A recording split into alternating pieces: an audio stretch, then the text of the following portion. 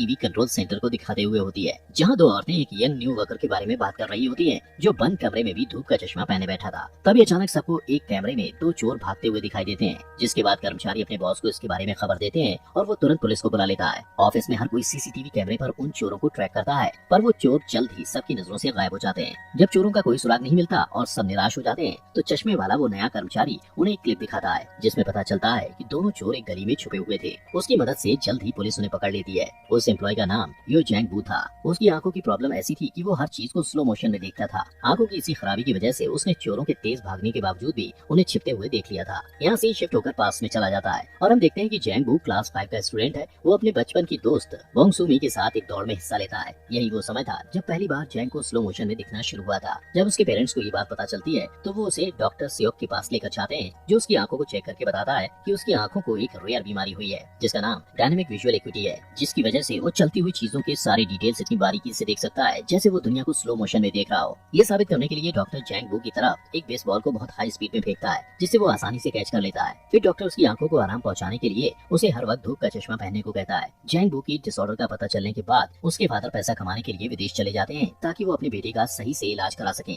जैंग बू घर में अपनी माँ और छोटी बहन के साथ रहने लगता है। वो कहता है कि ये बीमारी उसके लिए एक आशीर्वाद और एक श्राप दोनों है। जहाँ उसे स्लो मोशन में लड़कियों की उड़ती हुई स्कर्ट देखकर मजा आता है, वहीं स्कूल में धूप का चश्मा लगाने की वजह से उसे तंग भी किया जाता है। सुमी उसकी इकलौती फ्रेंड थी, जिससे अब वो प्यार करने लगा था। पर जैसे जैसे समय बीतता जाता है, जैंग की दोस्त होने के कारण लोग उसे भी तंग करने लगते हैं और मजबूरन सू को जैंग का साथ छोड़ना पड़ता है। उसके बाद जैंग का कोई और दोस्त नहीं बनता, इसलिए जैंग चाहता है कि उसकी आंखें पूरी तरह खराब हो जाएं। इसलिए वो हर वक्त टीवी देखता रहता है, लेकिन उसकी आंखें खराब नहीं होती, पर उसे सुपर हीरो वाले नाटक देखने की लत लग जाती है। वो सभी एक्टर्स को बारीकी से ऑब्जर्व करता है और उनके सारे दांव पे सीख लेता है, पर प्रैक्टिस करने के लिए कभी बाहर नहीं जाता। उसके फादर पैसे बचाने के लिए छुट्टियों में भी नहीं आते। इसी तरह साल दर साल बीतने लगते हैं, पर एक दिन अचानक काम करते हुए एक्सीडेंट में उसके फादर की मौत हो जाती है और सब कुछ बर्बाद हो जाता है। उनकी मौत के बाद जैंग की लाइफ में कोई दूसरा मर्द नहीं बचा था। तब उसे डॉक्टर सियोक की याद आती है, तो वो उनसे मिलने के लिए जाता है। वो उसे अपने घर से बाहर निकलने और पैसा कमाकर अपने घर वालों की मदद करने की सलाह देते हैं। इसलिए जैंग सीसीटीवी कंट्रोल सेंटर में काम करने लगता है। यहाँ सीन शिफ्ट होकर फिर से प्रेजेंट पे आ जाता है। वो खुद से बातें करता है कि उसे लोगों को स्क्रीन पर देखना अच्छा लगता है, क्योंकि इससे उसे उन ड्रामास की याद आ जाती है जिन्हें वो बचपन से देखा करता था। सिर्फ फर्क इतना था कि इस ड्रामे में सभी लोग मेन एक्टर्स थे। एक दिन उसका साथी वर्कर ब्योंग सू उनके बॉस से जैंग के बिहेवियर के बारे में बातें करता है। वो कहता है कि जैंग बहुत चुपचाप रहता है और किसी से बात नहीं करता। वो अपने बॉस से वादा करता है कि वो जैंग का ध्यान रखेगा, क्योंकि वो एक टैलेंटेड लड़का है। इसके बाद से वो जैंग के पास ही बैठने लगता है और काम के दौरान उससे बात करने की कोशिश करता है, लेकिन शर्मिला जैंग बू उसके सभी सवालों का जवाब सिर हिला कर देता है और मुंह से कुछ नहीं बोलता। कैमरा मॉनिटर करते वक्त वो काउंट करता है कि एक निश्चित जगह पर पहुंचने में लोगों को कितने कदम चलने पड़ते हैं। ब्योंग सू को ये सब अजीब लगता है, पर वो कभी उससे इस बारे में नहीं पूछता है। जैंग बू से घुलने मिलने के लिए वो उससे पूछता है कि उसकी कोई गर्लफ्रेंड है या नहीं। इस सवाल से जैंग बू को सूमी की याद आ जाती है और अगले ही दिन वो उससे मिलने के लिए उसके घर चला जाता है। सूमी बड़ी होकर एक खूबसूरत औरत बन चुकी थी, पर उसे पैसों की दिक्कत थी। उसका कर्जदार उससे झगड़ता है और सू को कहता है कि वो अपना घर बेचकर उसका कर्ज चुका दे। जैंग बू उसे दूर से देखता है, पर पास जाकर बात करने की हिम्मत नहीं जुटा पाता है। उस दिन से वो हर रोज सू को कैमरे में देखने लगता है। वो उसके डेली रूटीन को याद कर लेता है। सूमी हर रात एक कॉफी शॉप में सोडा पीती है और जैंग भी यही करने लगता है। फिर वो नोटिस करता है कि सूमी रास्ते में पड़े एक बेकार सोफे को देखती है, तो अगले दिन वो सोफे को खींचकर कॉफी शॉप के सामने कर देता है, ताकि सूमी उस पर बैठ सके।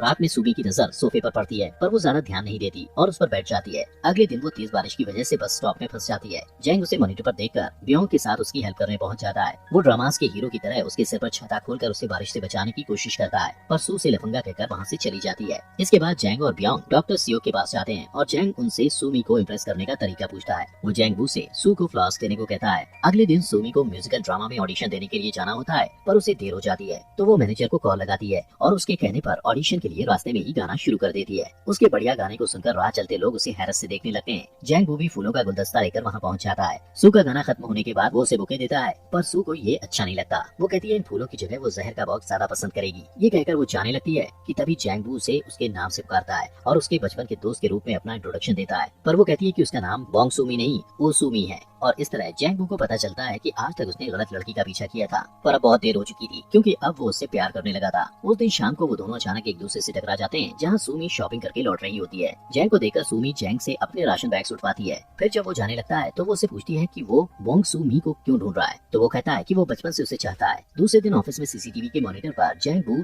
सूमी को किसी से फोन पर बात करते हुए देखता है। फोन करने वाला सूमी को बताता है कि वो म्यूजिकल ड्रामा में सिलेक्ट हो गई है। ये सुनकर सूमी रास्ते में ही खुशी से उछलने कूदने लगती है और नाचने हंसने लगती है और जैंगबू उसे स्क्रीन पर देखता रहता है। उस रात सुमी एक छोटे से रेस्टोरेंट में जश्न मनाने जाती है। जब वो देखती है कि जैंगबू बाहर खड़ा उसे देख रहा है तो वो उसे अंदर बुला लेती है। वो दोनों आपस में बातें करते हैं और सुमी उसे अपने गाने का स्क्रिप्ट दिखाती है और अपनी लाइंस गाकर प्रैक्टिस करती है। जैंगबू उसे बधाई देता है और उसे भी अपना टैलेंट दिखाता है। रेस्टोरेंट में मौजूद सभी लोग उस पर तेजी से स्पून फेंकते हैं और वो आसानी से कैच कर लेता है। अगले दिन जैंगबू सुमी के घर के पास चक्कर लगाते हुए अपने स्टेप्स काउंट करता है। ब्योंग सू मॉनिटर पर उसे ऐसा करते देख समझ जाता है कि वो रास्ते को याद करने की कोशिश कर रहा है। काम से लौटते वक्त सुमी देखती है कि जैंगबू उसका इंतजार कर रहा है। वो दोनों रास्ते पर अलग अलग टॉपिक्स पर बातें करते हैं और बातों बातों में सुमी को पता चलता है कि जैंग सीसीटीवी सेंटर में काम करता है और सारा दिन लोगों को देख सकता है। फिर वो दोनों उस कॉफी शॉप के सामने रुकते हैं जिसे सू अक्सर देखा करती थी। सुमी उसे बताती है कि उसे उस कैफे के ओनर पर क्रश है और ये भी कहती है कि उसके पास शानदार कार है। जैंगबू को कैफे ओनर से जलन होती है और वो काफी देर तक उसे घूरता रहता है। वो सू को इम्प्रेस करने के लिए उसे कार में घुमाने के लिए ले जाने का फैसला करता है और अपने ऑफिस में सबसे पूछता है कि किसी के पास कार है तो वो थोड़ी देर के लिए भाड़े पर दे दे ताकि वो सुमी को उसमें घुमा पाए। पर बदकिस्मती से किसी के पास कार नहीं होती है। अगले दिन घर लौटते वक्त सुमी को रास्ते में उसका कर्जदार मिल जाता है। वो उस पर चिल्लाता और धमकाता है कि अगर उसने उसका पैसा वापस नहीं किया तो वो उसे चोट भी पहुंचा सकता है। लेकिन जैंगबू और ब्योंग सही टाइम पर पहुंचकर सू को बचा लेते हैं।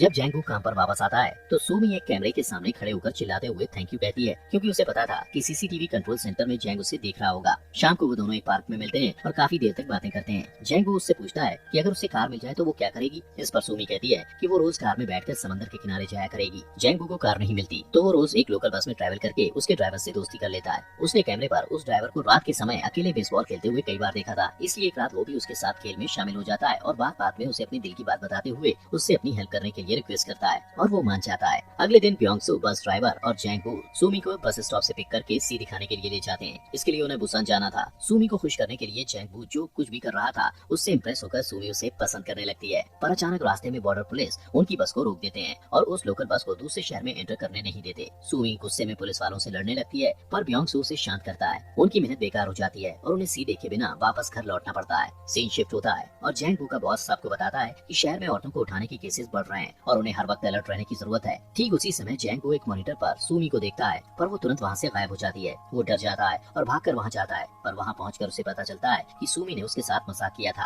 क्योंकि वो जानना चाहती थी कि जैंग उसे बचाने के लिए आता है या नहीं। इसके बाद सुमी उसके चश्मे को हटा देती है और दोनों एक दूसरे को किस करते हैं। फिर जैंग उसे घर छोड़ने के लिए जाता है और सुमी उसे अंदर आने को कहती है पर सुमी देखती है कि कर्जदार उसके घर आए हुए थे और उन्होंने उसकी सारी चीजें बिखेर दी थी। वो उसे पैसा लौटाने के लिए धमकाते हैं। शोर सुनकर जैंगबू उसे बचाने के लिए आगे बढ़ता है पर उसकी आंखें धुंधला जाने के कारण वो गिर पड़ता है। उन लोगों के जाने के बाद जैंगबू और सुमी बैठकर बातें करते हैं। कर्जदारों के फेंके हुए सामानों को समेटते हुए जैंगबू को सुमी की वो ड्राइंग्स मिलती हैं जो उसने अपने स्कूल डेज में सुमी के लिए बनाए थे। तब सुमी जैंग को बताती है कि वो नहीं चाहती थी कि जैंगबू उसे उसके बचपन वाले रूप में पहचाने, इसलिए उसने जैंगबू से अपनी असलियत छुपाई थी। जैंगबू ये सुनकर खामोश हो जाता है जबकि सुमी मुस्कुराते हुए उन पेंटिंग्स को देखती रहती है। अगले दिन जैंग डॉक्टर सियो के पास जाकर कहता है कि उसकी आंखें धुंधली हो गई हैं। डॉक्टर उसे बताता है कि उसकी बीमारी अब और बढ़ गई है जिसकी वजह से बहुत जल्द उसकी आंखें पूरी तरह खराब हो जाएंगी। जैंगबू पहले से ही जानता था कि जल्दी वो अंधा होने वाला है, इसीलिए वो जहाँ भी जाता स्टेप काउंट्स कर लेता था ताकि पूरी तरह से अंधा हो जाने पर भी उसे दिक्कत ना हो। एक तरफ जहाँ जैंगबू अपनी खराब होती आंखों से परेशान था, वहीं दूसरी तरफ सुमी को अपने कर्जों की फिक्र थी, इसलिए वो अपना घर बेचकर सारे कर्जे चुका देती है। पर अब उसके पास रहने के लिए कोई जगह नहीं थी। जैंगबू स्क्रीन पर सुमी को अपने सामानों के बॉक्स के साथ एक दुकानदार से बात करते हुए देखता है कि अचानक उसके साथ काम करने वाली लेडी को एक दूसरे स्क्रीन पर कार को उसी एरिया में चक्कर काटते देख शक होता है। वो करीब से उस कार के नंबर प्लेट को देखती है